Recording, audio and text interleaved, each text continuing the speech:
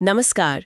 स्वागत है आपका महाभारत कंप्लीट सागा सीजन 2 में। पिछले भाग में कुंडल हरण पर्व में हमने कर्ण की कहानी पर फोकस किया था। हाँ, हमने देखा कि कैसे देवराज इंद्र एक ब्राह्मण का वेश बदलकर कर्ण के पास पहुंचे और दान में उनके जन्मजात कवच और कुंडल मांग लिए। और कर्ण ने अपने वचन का मान रखते हुए वो अभेद्य कवच कुंडल दान भी कर दिए। बिल्कुल। और बदले में इंद्र से उन्हें वो अमोघ शक्ति अस्त्र मिला, जिसका इस्तेमाल वो सिर्फ एक ही बार कर सकते थे। कर्ण की उस कहानी के बाद अब फोकस वापस पांडवों पर आता है। उनके वनवास के 12 साल अब लगभग खत्म होने वाले हैं। और ये साल सिर्फ मुश्किलों के नहीं थे, बल्कि ये सेल्फ रिफ्लेक्शन और सीखने का भी एक बहुत लंबा दौर था। सही कहा। तो आज हम वन पर्व के बिल्कुल आखिरी और शायद सबसे जरूरी हिस्से आरण्यक पर्व पर एक गहरी नजर डालेंगे। बिल्कुल, ये वो मोड़ है जहां पांडवों की फिजिकल स्ट्रेंथ की नहीं बल्कि उनके धर्म की, उनके विवेक और उनके कैरेक्टर की सबसे बड़ी परीक्षा होती है। 12 साल के वनवास का अंत एक ऐसी घटना से होता है जो ये तय करती है कि वो आने वाले अज्ञातवास के लिए तैयार हैं भी या नहीं। तो चलिए कहानी के इस मोड़ को समझते हैं। इसकी शुरुआत बड़ी अजीब तरह से होती है। एक ब्राह्मण भागते हुए पांडवों के पास मदद के लिए आते हैं। उनकी यज्ञ की लकड़ियां, जिन्हें अरणी कहते हैं, जिनसे वो पवित्र अग्नि जलाते हैं, अच्छा, वो एक हिरण के सींगों में फंस गई हैं और वो हिरण जंगल में कहीं गायब हो गया है। सुनने में एक छोटी सी समस्या लगती है ना? हाँ, पहली नजर में तो यही लगता है, लेकिन उस ब्राह्मण के लिए ये बहुत बड़ी बात थी, क्योंकि बिना अरणी के उनका यज्ञ अधूरा रह जाता। तो धर्म का पालन करते हुए पांचों पांडव उस हिरण को ढूंढने निकल पड़ते हैं। और वो दिन भर उसके पीछे भागते हैं, पूरा जंगल छान मारते हैं, लेकिन वो हिरण, वो जैसे कोई माया हो, उनके हाथ ही नहीं आता। और दिन भर की इस दौड़ धूप के बाद तो उनकी हालत बहुत खराब हो गई होगी ना? बिल्कुल, प्यास के मारे सबका गला सूख चुका था, तो उन्होंने एक बरगद के पेड़ के नीचे थोड़ा आराम करने का सोचा। उस वक्त उन्हें पानी की सख्त जरूरत थी। और यहीं से असल कहानी शुरू होती है।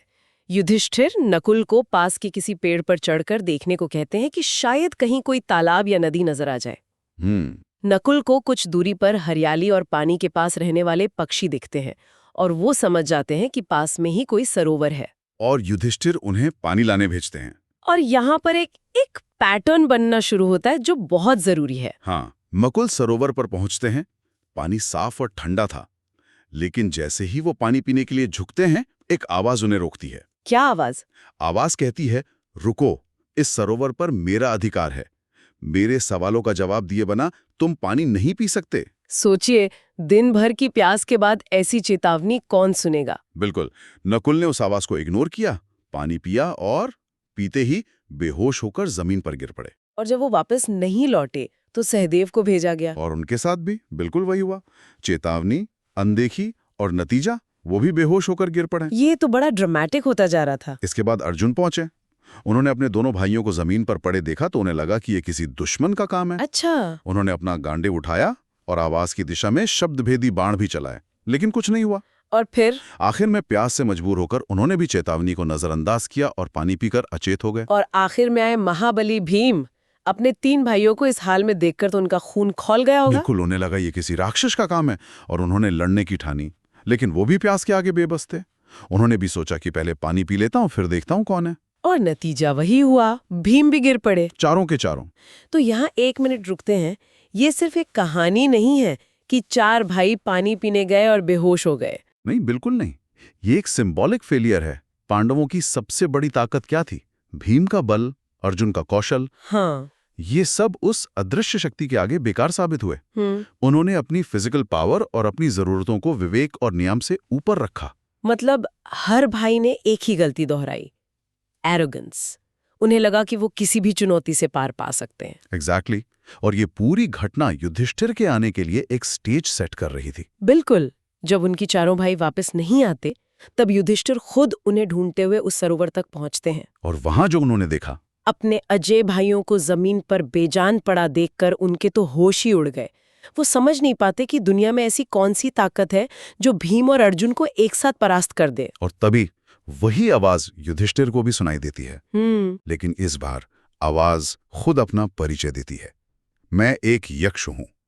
तुम्हारे भाइयों ने मेरी बात नहीं मानी, इसलिए उनकी ये हालत हुई है। अगर तुमने भी बिना मेरे सवालों के जवाब दिए पानी पिया तो तुम 5वें मृतक हो गए। अब यहाँ हमें युधिष्ठिर का कैरेक्टर देखने को मिलता है। बिल्कुल। उनमें गुस्सा या अहंकार नहीं था, उन्होंने स्थिति को समझा। उन्होंने हाथ जोड़कर कहा, मैं आपकी संपत्ति पर अधिकार नहीं करना चाहता। आप प्रश्न पूछिए, मैं अपनी बुद्धि के अनुसार उत्तर देने की कोशिश करूंगा। जो कि उनके भाइयों के रिएक्शन से बिल्कुल उल्टा था। और यही से महाभारत का वो हिस्सा शुरू होता है जिसे हम यक्ष प्रश्न कहते हैं। और ये कोई सिंपल क्विज नहीं था, ये लाइफ, डेथ, फिलॉसफी और धर्मा की सबसे गहरी बातों पर एक डायलॉग था। यक्ष ने जो सवाल पूछे वो आज भी उतने ही रेलेवेंट हैं। बिल्कुल। चलिए कुछ सवालों को अनपैक करते हैं क्योंकि वो वाकई कमाल के हैं। यक्ष पूछते हैं, पृथ्वी से भारी क्या है? आकाश से ऊंचा कौन है? हवा से भी तेज क्या चलता है? और तिनकों से भी ज्यादा असंख्य क्या है? और युधिष्ठिर का जवाब देखिए, माता का गौरव पृथ्वी से भारी है, पिता का दर्जा आकाश से भी ऊंचा है। अच्छा। मन हवा से भी तेज चलता है और चिंता वो तिनकों से भी ज्यादा है। वाओ, ये सिर्फ जवाब नहीं है, ये जीवन का सार है। हाँ, वो कह रहे हैं कि इमोशनल और मेंटल रियलिटीज फिजिकल रियलिटीज से कहीं ज्यादा बड़ी और पावरफुल होती हैं। एक और सवाल जो मुझे हमेशा सोचने पर मजबूर करता है वो था, दुनिया का सबसे बड़ा आश्चर्य क्या है? हाँ, ये बहुत गहरा सवाल है। और युधिष्ठिर का जवाब था, हर रोज हम लोगों को मरते हुए देखते हैं, फिर भी जो जिंदा हैं वो ये सोचते हैं कि वो हमेशा जिंदा रहेंगे। इससे बड़ा आश्चर्य और क्या हो सकता है? एग्जैक्टली ये ह्यूमन साइकोलॉजी पर एक ब्रिलियंट कमेंट्री है। सही कहा। हम मोर्टालिटी के सच को जानते हुए भी उसे पूरी तरह से इग्नोर करके जीते हैं। ये सवाल युधिष्ठिर की सिर्फ जानकारी नहीं बल्कि उनकी गहरी समझ को परख रहे थे। मतलब ये टेस्ट इस बात का था कि क्या वो धर्म को सिर्फ नियमों की एक लिस्ट की तरह जानते हैं या उसके स्पिरिट को समझते हैं? बिल्कुल, उनके हर जवाब में शांति, विनम्रता और गहरी सोच थी। युधिष्ठिर के जवाबों से यक्ष बहुत खुश हुए। उन्होंने कहा, राजन, मैं तुम्हारे ज्ञान और धैर्य से प्रसन्न हूँ। तुम अपने किसी एक भाई को जिंदा करने का वरदान मांग सकते हो। और अब युधिष्ठिर के जीवन की सबसे बड़ी परीक्षा थी। सोचिए क्या डिलेमा रहा होगा। एक तरफ महाबली भीम थे, जिनकी ताकत के बिना आने वाले युद्ध में जीतना मुश्किल था। और दूसरी तरफ महारथी अर्जुन थे, जिनके बिना तो युद्ध की कल्पना भी नहीं की जा सकती थी। कोई भी प्रैक्टिकल इंसान इन दोनों में से ही किसी एक को चुनता। हाँ, बिल्कुल। लेकिन युधिष्ठिर ने सबको हैरान कर दिया। उन्होंने कहा, आप नकुल को जीवित कर दीजिए। अपने सौतेले भाई नकुल को क्यों चुना? और युधिष्ठिर ने जो जवाब दिया वो इस पूरी घटना का और शायद उनके चरित्र का सबसे ऊंचा पॉइंट है। हाँ। उन्होंने कहा है, हे यक्ष, धर्म ही इंसान की रक्षा करता है, भीम या अर्जुन नहीं। अगर धर्म का पालन किया जाए तो रक्षा अपने आप हो जाती है।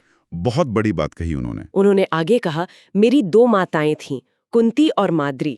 मैं कुंती का बेटा जिंदा हूँ, इसलिए मैं चाहता हूँ कि माद्री का भी एक बेटा जिंदा रहे, ताकि न्याय हो सके। हाँ, न्याय यही कहता है कि दोनों माताओं का वंश बना रहे। मेरे लिए दोनों बराबर हैं। वाह, मतलब उन्होंने स्ट्रेटेजिक गेन के ऊपर यूनिवर्सल फेयरनेस को चुना। उन्होंने ये नहीं सोचा कि युद्ध में कौन ज्यादा काम आएगा, बल्कि ये सोचा कि धर्म और न्याय क्या कहता है। ये एक राजा का नहीं, एक धर्मराज का फैसला था। बिल्कुल, और इसी जवाब ने सब कुछ बदल दिया। युधिष्ठिर के इस निस्वार्थ और धर्म से भरे जवाब को सुनकर यक्ष अपने असली रूप में प्रकट हुए। और वो कौन थे? वो कोई और नहीं बल्कि स्वयं धर्मराज यम थे, जो युधिष्ठिर के पिता भी थे। अच्छा, तो वो हिरन, वो सरोवर, वो आवाज, सब कुछ एक परीक्षा थी, एक डिवाइन टेस्ट जो उन्होंने अपने बेटे के लिए ही रचा था। तो ये कोई रैंडम घटना नहीं थी? बिल्कुल नहीं। धर्मराज अपने बेटे के जवाब से इतने खुश हुए कि उन्होंने न सिर्फ नकुल बल्कि चारों भाइयों को जिंदा कर दिया। और सिर्फ जिंदा ही नहीं किया। नहीं, उन्होंने युधिष्ठिर को एक बहुत जरूरी वरदान भी दिया। उन्होंने आशीर्वाद दिया कि तुम्हारे वनवास का 13वां साल, जो अज्ञातवास का होगा, उसमें तुम लोगों को कोई भी पहचान नहीं पाएगा, भले ही तुम अपने असली रूप में ही क्यों न रहो। ये वरदान तो आने वाले 1 साल के लिए लाइफ सेवर साबित होने वाला था। हाँ, बहुत जरूरी था ये। तो इस तरह धर्म की सबसे बड़ी परीक्षा को पास करके पांडवों के 12 साल के वनवास का अंत हुआ। उन्होंने इन सालों में बहुत कुछ सहा, लेकिन शायद पाया उससे भी ज्यादा ज्ञान, संयम और आत्मबल। जी हाँ, अब वो अपनी सबसे कठिन चुनौती के लिए तैयार थे, 1 साल का अज्ञातवास। और शर्त ये थी कि इस 1 साल में अगर कौरवों ने उन्हें ढूंढ लिया या पहचान लिया तो उन्हें फिर से 12 साल का वनवास झेलना पड़ेगा। सब कुछ दांव पर लगा था। बिल्कुल। यहीं से विराट पर्व की शुरुआत होती है। पांडव अपनी पहचान छिपाकर राजा विराट के राज्य में शरण लेने का फैसला करते हैं। और उनके भेष भी बड़े दिलचस्प थे। हाँ, धर्मराज युधिष्ठिर कंक नाम के एक ब्राह्मण दरबारी बनते हैं जो राजा के साथ चौसर खेलते हैं। और महाबली भीम बल्लभ नाम के एक शाही रसोइये बन जाते हैं। महान धनुर्धर अर्जुन, जिन्हें उर्वशी से 1 साल के लिए नपुंसक होने का श्राप मिला था, वो बृहनला नाम के किन्नर बनकर राजकुमारी उत्तरा को नृत्य और संगीत सिखाते हैं। नकुल ग्रंथिक नाम से घोड़ों की देखभाल करने वाले अश्वपाल बनते हैं और सहदेव तंत्रीपाल के नाम से गौशाला की देखरेख करते हैं। और द्रौपदी, वो सैरंध्री नाम की एक दासी बनकर रानी सुदेशना की सेवा में लग जाती हैं। ये साल उनके धैर्य, अपमान सहने की क्षमता और अपनी असली पहचान को दबाकर रखने की एक बहुत बड़ी परीक्षा थे। एक महान योद्धा और साम्राज्ञी अब सेवक बनकर जीने वाले थे। जाते जाते एक सवाल श्रोताओं के लिए छोड़ जाते हैं। 12 साल तक जंगल में एक तपस्वी की तरह रहना ज्यादा मुश्किल था, या 1 साल तक एक राजा के दरबार में सेवक बनकर अपनी पहचान, अपना गौरव और अपना आत्मसम्मान छिपाए रखना? किस भूमिका में उनके चरित्र का बड़ा बलिदान था, इस पर जरूर सोचिएगा। महाभारत द कंप्लीट सागा से साथ जुड़े रहने के लिए हम आपका बहुत बहुत धन्यवाद करते हैं। अगर आपको ये सीरीज पसंद आई हो तो हमें फॉलो करना ना भूलें और बेल आइकन को दबाना ना भूलें ताकि हमारे नए एपिसोड्स आप तक तुरंत पहुंच सकें। फिर मिलेंगे महाभारत द कंप्लीट सागा के विराट पर्व में।